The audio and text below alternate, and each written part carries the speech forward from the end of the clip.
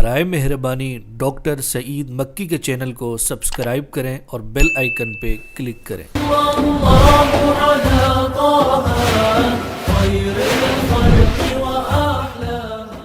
الحمد للہ رب العالمین ثم الصلاة والسلام على اشرف المرسلین وخاتم النبیین والمبعوث رحمة للعالمین وعلى آلہ وصحبہ اجمعین وبعد۔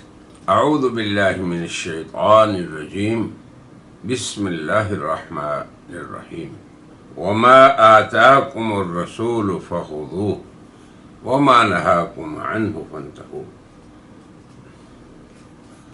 وقد صح عن النبي صلى الله عليه وسلم في ليلة النصف من شعبان يطلع الله تبارك وتعالى إلى خلقه ليلة النصف من شعبان ويغفر لجميع خلقه إلا لمشرك أو مشاهد۔ الحديث صحيح وروي عن جماعة من الصحابة من طرق مختلفة يشد بعضها بعضا۔ صدق الله وصدق رسول الله صلی اللہ علیہ وسلم۔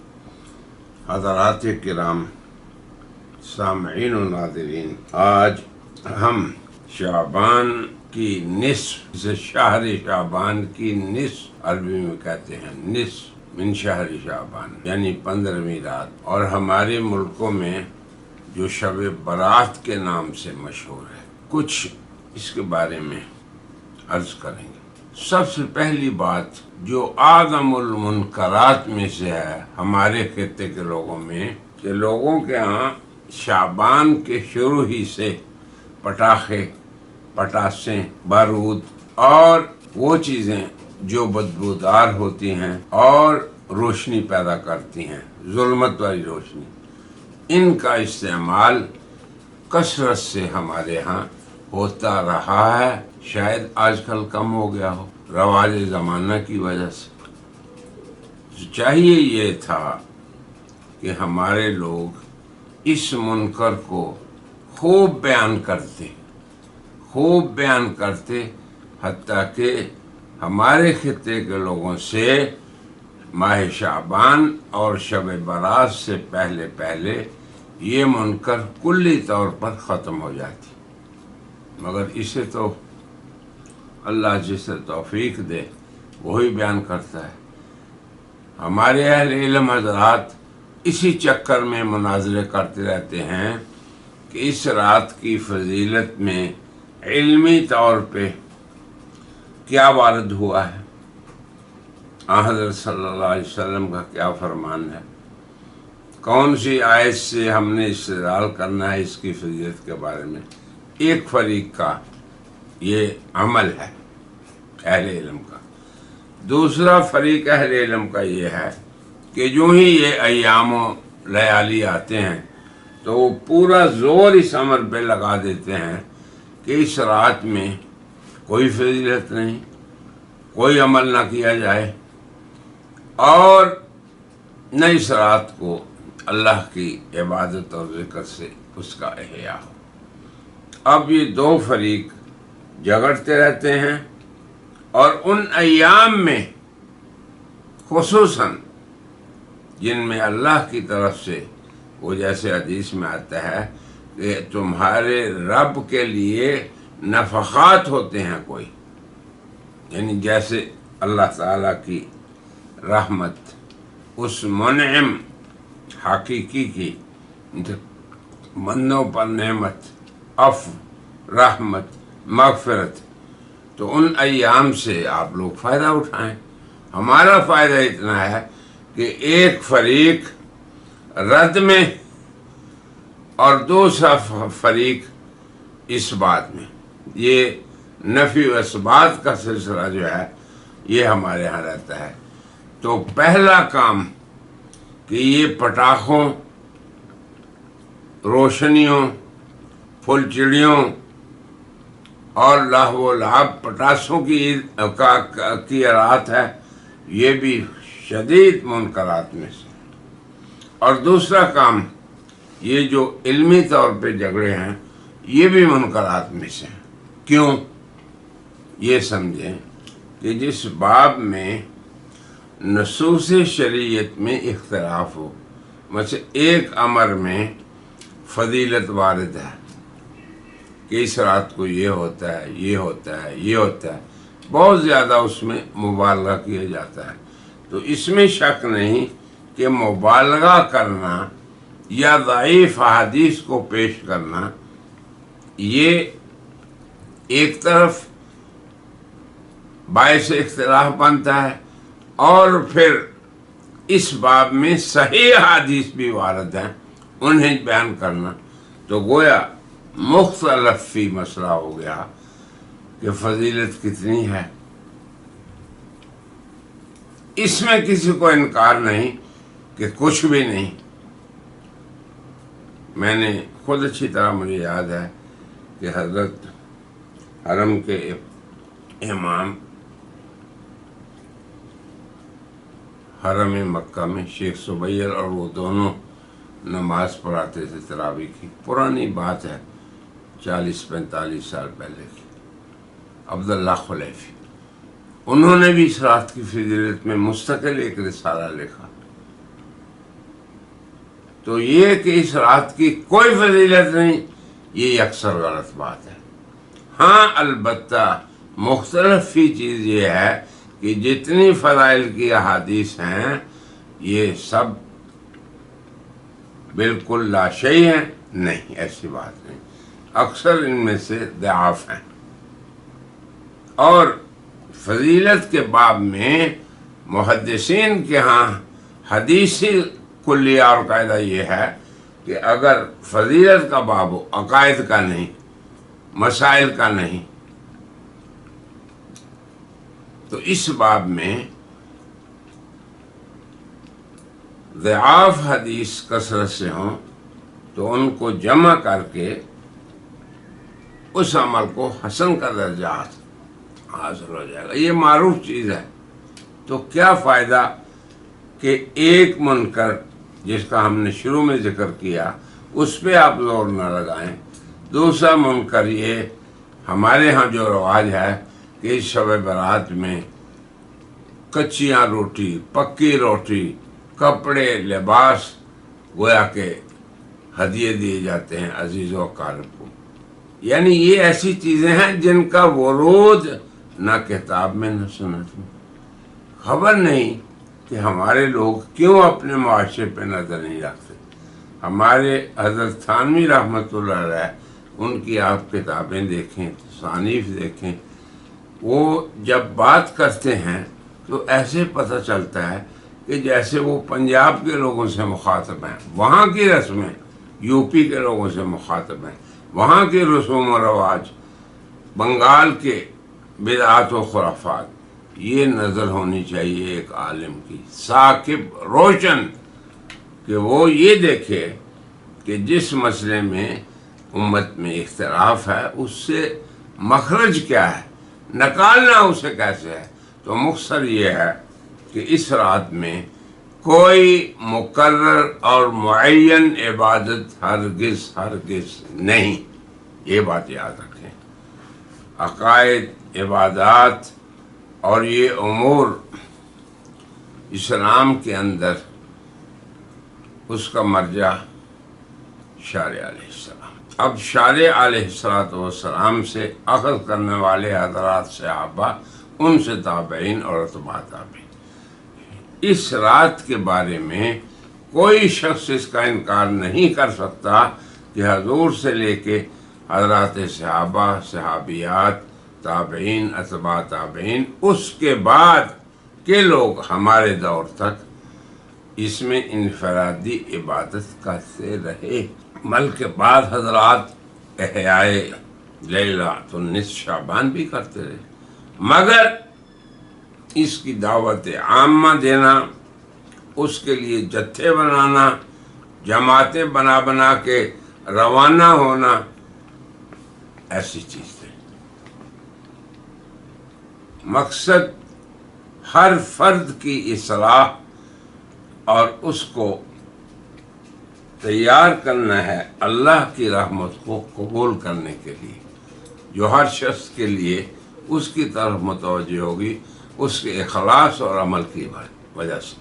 تو اب میں بعض احادیث اس لیے پڑھنے لگا ہوں کہ جو بالکل صحیح ہیں، جن کی صحت میں کسی کو اشکال نہیں، بلکہ میں اگر یہ کہہ دوں آپ کو کہ قرآن حکیم کی یہ جو آیت ہے کہ ہم نے اس کو لیلہ مبارکہ میں نازل کیا، اگرچہ ہم لوگ یہی سمجھتے ہیں اور یہی جمہور علماء کا قول ہے کہ یہ لیلۃ القدر اس سے مراد ہے اور وہ رمضان میں ہے، مگر بعض مفسرین کا قول یہ ہے، تو اس کو بیان کرنے میں کوئی حرج نہیں کہ بھائی بعض کی یہ رائے ہے۔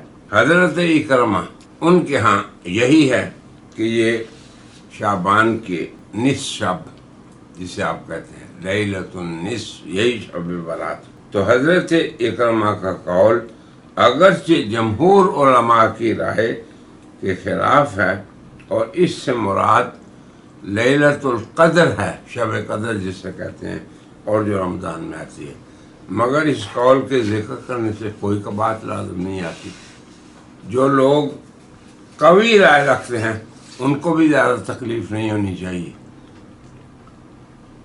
اگر مفسرین کے اقوال یا احادیث کسی ایک باب میں مختلف وارد ہوں، تو جس طرح جامعین کتب بخاری، مسلم، ترمذی، ابو داؤد، ابن ماجہ اور ان کے علاوہ جو احادیث کی کتاب ہے، کو کتابیں ہیں، مسند احمد ہے، اور اس کے علاوہ اور جو محدثین نے اپنے رسالے جمع کیے ہیں، اگر ان میں سے کسی کے قول کو آپ سن لیں تو کیا تکلیف ہوگی آپ کو؟ کیوں بھڑکتے ہیں آپ؟ تو دونوں طرف آ رہا ہے۔ تو یہ میں نے اصولی بات اس لیے کر دی کہ یہ جو مجمع علیہ منکر ہے اس رات کو، وہ کیا ہے؟ وہی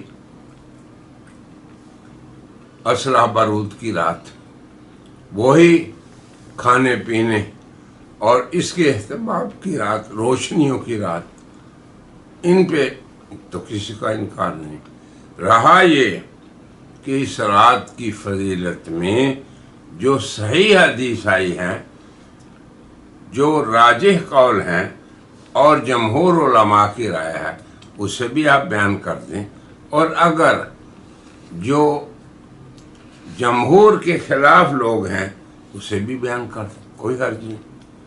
یہ علمی امانت کی بات ہے، کیونکہ ہم تکلیف نہیں کرتے، ہمیں صرف اپنی ہی رائے کو ترجیح دینی ہے اور اپنی ہی بات کو بڑا ثابت کرنا ہے۔ یاد رکھیں، یہ بھی علمی اسلوب نہیں۔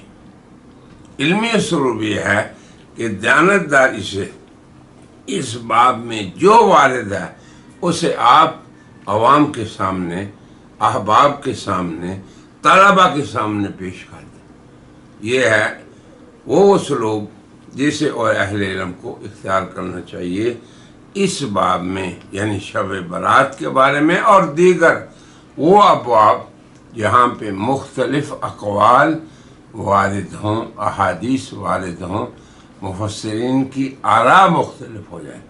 تو اس طرح ہم تربیت کریں اپنے لوگوں کی، تاکہ وہ جنگ جو نہ بنے، اہل علم بنے، اور پھر اس میں سے جس راہ کو بھی وہ اختیار کر لیں ان کا کرنا درست ہو۔ یاد رکھیں کہ کسی بھی مختلف فی مسئلے کا شرعی حکم کیا ہے، یہ بھی آپ یاد رکھیں۔ اس میں کسی فریق کے لیے درست نہیں کہ وہ دوسرے کی تکفیر کرے، یاد رکھیں اصولی بات۔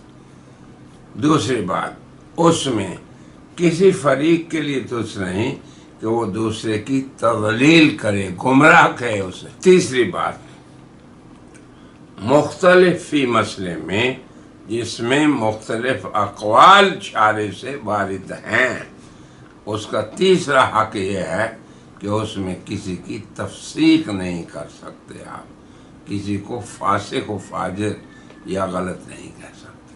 یہ کہہ سکتے ہیں کہ یہ راجح رائے ہے اور ہم اس میں چلیں، یہ بات ختم ہو گئی۔ اب جو اس رات کے بارے میں بالکل صحیح احادیث ہیں ان کو سن لیں اور اپنے لیے راستہ اختیار کریں، وہ ہم آخر میں بتاتے ہیں۔ نبی کریم صلی اللہ علیہ وسلم کا ارشاد ہے کہ اللہ تعالیٰ اپنی مخلوق پہ جھانکتے ہیں۔ لیلۃ النصف من شعبان، شعبان کی آدھی جو مہینے کا آدھا ہے، یعنی 15ویں جسے آپ کہیں، فیغفر لجمیع خلقہ، تمام مخلوقات کی مغفرت کر دیتے ہیں۔ اب آپ کو کیا تکلیف ہے؟ اگر رحمان اپنے بندوں کی مغفرت کرتا ہے تو آپ کا کیا جاتا ہے؟ کرنے والا رحمان جن کی مغفرت کر رہا ہے وہ اس کے بندے، آپ کو کیا دخل ہے؟ ہاں آگے دیکھیں جہاں آپ کی بات آ رہی ہے، فرمایا الا لمشرکن، مشرک کی مغفرت نہیں کرتے۔ تو آپ کا اتنا کام ہے کہ شرک سے بچیں۔ رات دن ہم بندوں کو پوچھتے رہیں، بندوں کی عظمتوں کے گانے گائیں، گیت گائیں، اور پھر ہم جناب بڑے موحد بن جائیں۔ اور آگے فرمایا او مشاحن، کون سا شخص جو اپنے دل میں دوسروں کے لیے حقد و حسد اور دشمنی رکھتا، تو آپ اس سے بچیں۔ یہ آپ کے لیے اس رات کی خصوصیت ہے۔ اللہ اکبر۔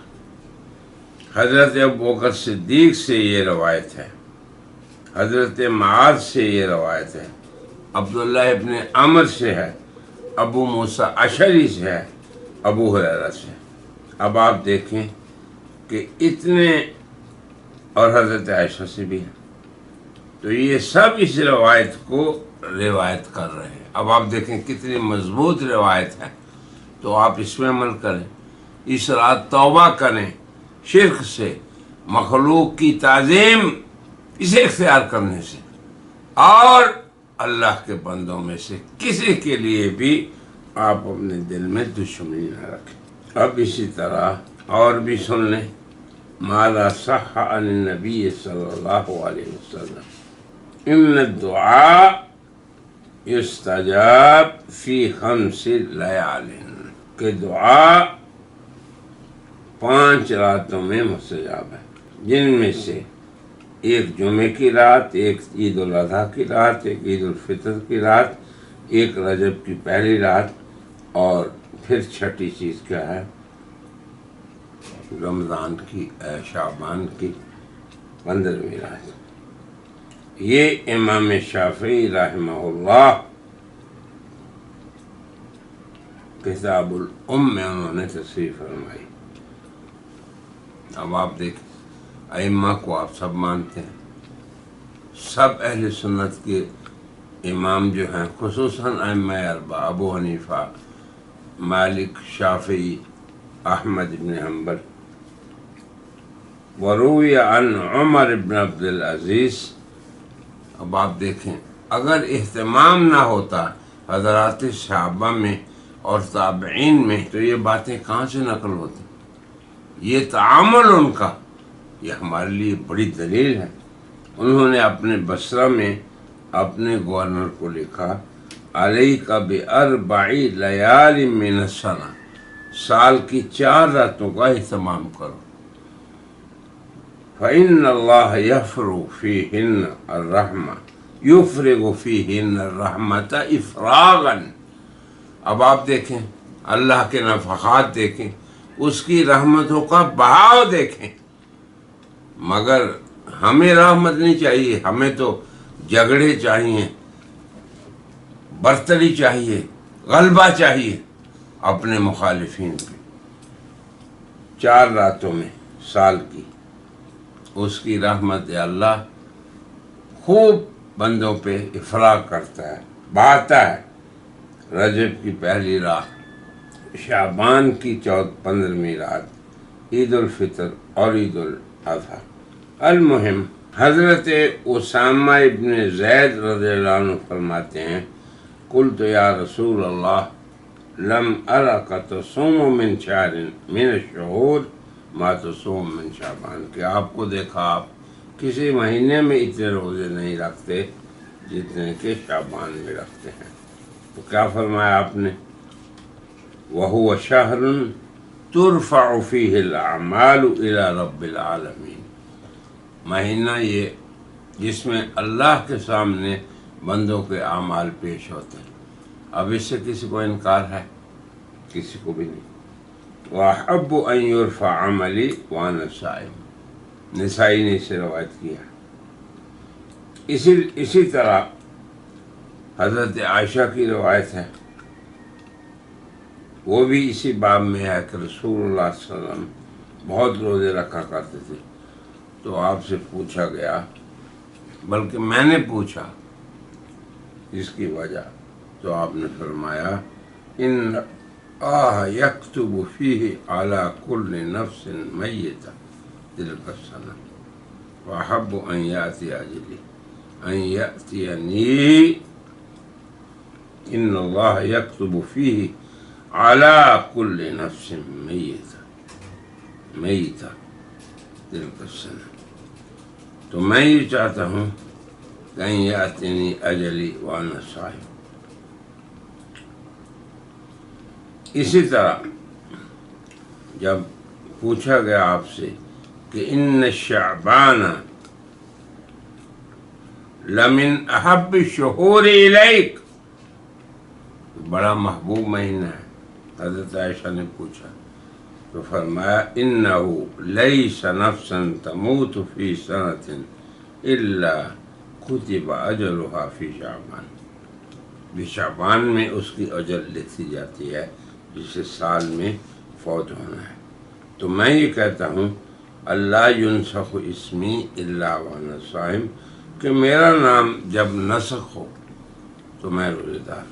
المہم، یہ وہ چیزیں ہیں جن میں ہمیں وہی راستہ اختیار کرنا ہے جو میں نے پہلے بیان کیا۔ پھر یہ حدیث بھی معروف ہے کہ مشرک اور مشاہد ان کی اس میں مغفرت نہیں ہوتی۔ کئی طرق سے اسے روایت کیا ہے، بیہقی میں ہے، مسند احمد میں ہے، ایک میں یہ بھی ہے مشاہن و قاتل نفس، دوسروں سے دشمنی رکھنے والا اور کسی انسان کو ناحق قتل کرنے والا۔ چلے آپ اس کے مخاطب ہوں۔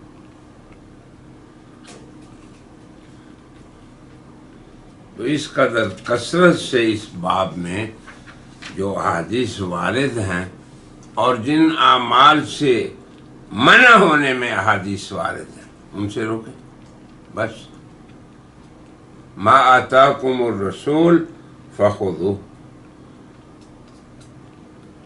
جو اللہ کے رسول دیں پکڑو اس کو، اور جس سے روکیں روکے اس سے۔ بیہقی میں یہ بھی ہے کہ اللہ تعالی نے اپنے بندوں کی طرف دیکھا، جھانکا، فَيَغْفِرُ لِلْمُؤْمِنِينَ، مومنین کی مغفرت فرماتے ہیں، کافروں کو ڈھیل دیتے ہیں، اور اہل حقد، عداوت اور دشمنی کو وہ چھوڑتے ہیں اپنی رحمت سے، حتیٰ کہ وہ ان برے اعمال کو چھوڑ دیں۔ تو اس طرح کی رغبت دلانا، اس میں کیا فرق پڑتا ہے؟ ہمارے استاد تھے شیخ عبداللہ الغماری، بڑے محدث تھے، مجیز تھے ہمارے، تو انہوں نے ایک رسالہ حسن البیان کے نام سے جمع کیا، اور بہت بڑے محدثین تھے اس دور کے، اپنے دور کے، ابھی ان کا انتقال ہو گیا۔ انہوں نے فرمایا کہ حضرت عن ابی بکر الصدیق رضی اللہ عنہ عن النبی صلی اللہ علیہ وسلم قال ينزل اللہ الى السماء الدنیا لیلۃ النصف من شعبان، کہ اللہ شعبان کی نصف جو ہے 15ویں جسے آپ رات کہتے ہیں، شب برات جسے آپ مشہور ہے آپ کے یہاں، تو اس کو اترتے ہیں فیغفر لکل شیء، ہر ایک کی بخشش کر دیتے ہیں، الا لرجل مشرک، شرک کرنے والا۔ اب آپ دیکھ لیں کتنے لوگ اس میں مبتلا ہیں۔ قبروں پہ جو رات دن ہوتا ہے، علماء صالحین جو اس دنیا سے جا چکے ان کی مراقد اور مزارات پہ جو ہوتا ہے، پھر انسانوں کے مابین اپنے کام کو نکلوانے کے لیے جو دوسروں کو آپ اپنا الہ اور معبود اور بنا لیتے ہیں سب کچھ، یہ معمولی چیز ہے۔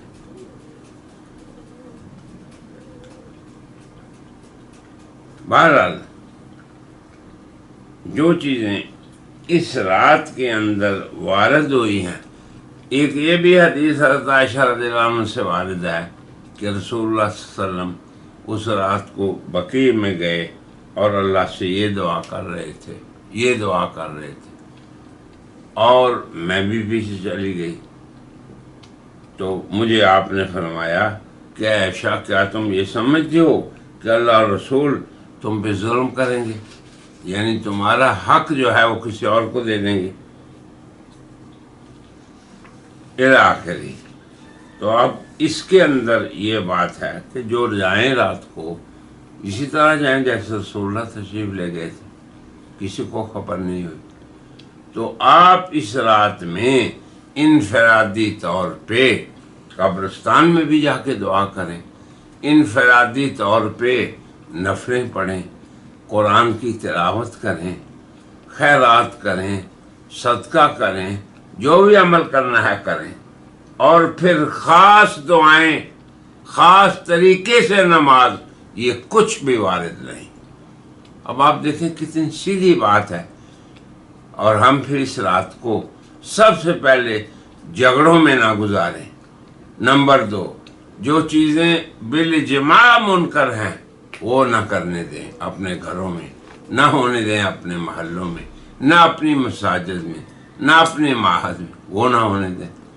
اور جن چیزوں میں اختلاف ہے کیا کہ یہ فضیلت اس عمل کی ہے یا نہیں، جب وہ عمل صالح ہے، شرک کو چھوڑنا، دشمنی کو چھوڑنا، حقد نہ کرنا، بندوں پہ احسان کرنا، اللہ سے قریب ہو کے اس سے اس کی مغفرت مانگنا، جن چیزوں پہ اور جن اعمال پہ ان احادیث میں بھی رغبت ہے اور عمومی شریعت میں بھی وہ وارد ہیں۔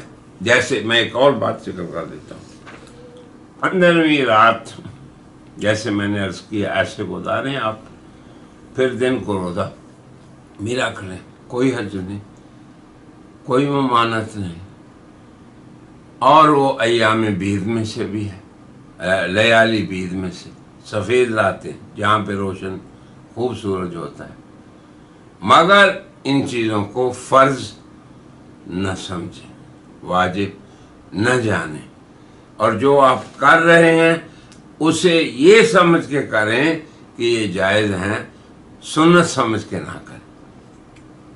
اب آپ دیکھیں کہ آپ مثلا عادت ہے آپ کی کہ آپ 10 نفل سونے سے پہلے پڑھتے ہیں، تو اگر آپ یہ سمجھ کے پڑھتے ہیں کہ یہ جائز عمل ہے تو کوئی حرج نہیں۔ ان اللہ لا یضیع اجر من احسن عملا، اللہ کسی عمل کو ضائع نہیں کریں گے، اور اگر آپ یہ سمجھ کے کریں گے کہ یہ سنت ہے تو یقیناً آپ کا یہ عمل قابل مواخذہ ہے۔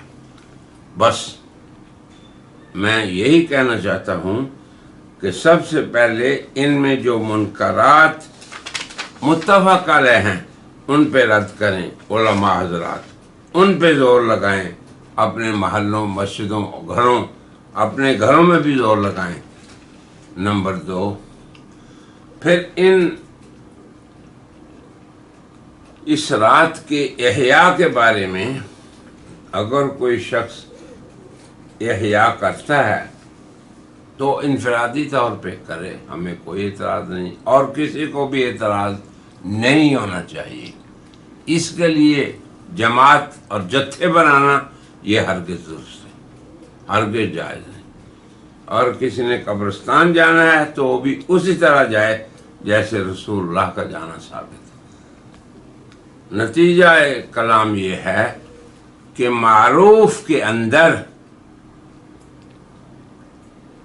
آپ سبقت کریں اور ان ایام اور دنوں کو غنیمت جانیں، ان راتوں کو بھی جن کی فضیلت کسی بھی ایک حدیث میں بھی وارد ہے۔ تو اس رات کی فضیلت میں تو کئی احادیث ہیں اور کئی ضعیف مل کر فضیلت کے اندر ان سے فضیلت ثابت کرتے ہیں اہل علم، اور یہی منہج رہا ہے تمام محدثین کا شروع سے لے کے آج تک۔ تو اللہ تعالیٰ سے میری سب سے پہلے یہ دعا ہے کہ ہمارے اہل علم کو اللہ صحیح فہم عطا فرمائے، پھر اس کے بعد صحیح تصرف، حسن تصرف، بلکہ یہ وصف عطا فرمائے کہ ان امور میں جہاں اختلاف ہے اس میں مخرج کیا ہے، درست راستہ کیا ہے، اللہ تعالیٰ اس کی بھی توفیق عطا فرمائے۔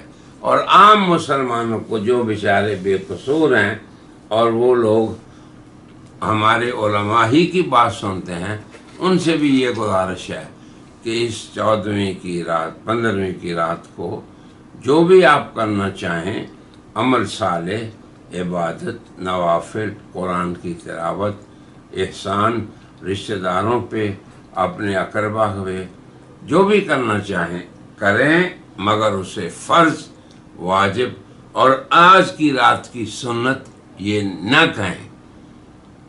اگر عمومی طور پر اخلاق کو رسول اللہ کی سنت کہا جائے کہ یہ آپ کی عمومی سنت ہے، کسی دن کے ساتھ خاص نہیں، تو اس میں بھی کوئی بحث نہیں۔ وَأَحْسِنُوا، احسان کرو، اپنے رشتہ داروں پہ بھی، اپنے اقارب پہ بھی، اپنی اولاد پہ بھی، اپنے ارحام پہ بھی۔ ان اللہ یحب المحسنین، تو اللہ کے محبوب بندے بنو، اللہ کے مبغوض بندے نہ بنو۔ اپنے عمل سے اہل علم بھی اصلاح فرمائیں اپنی، اور عام عوام بھی۔ اور انشاءاللہ اگر آپ اس طریقے سے اس معاملے کو حسن معاملہ سے ادا کریں گے تو امت میں انشاءاللہ محبت بڑھے گی، جوڑ بڑھے گا، اتفاق ہوگا، اتحاد ہوگا، اور اختلاف سے امت بچے گی۔ میری دعا ہے کہ اللہ تعالی ہمیں ہر موقع پر اس وقت کے مسئلے کو درست سمجھنے کی توفیق عطا فرمائے، اور پھر حسن معاملہ کی بھی توفیق عطا فرمائے۔ وآخر دعوانا الحمدللہ رب العالمین۔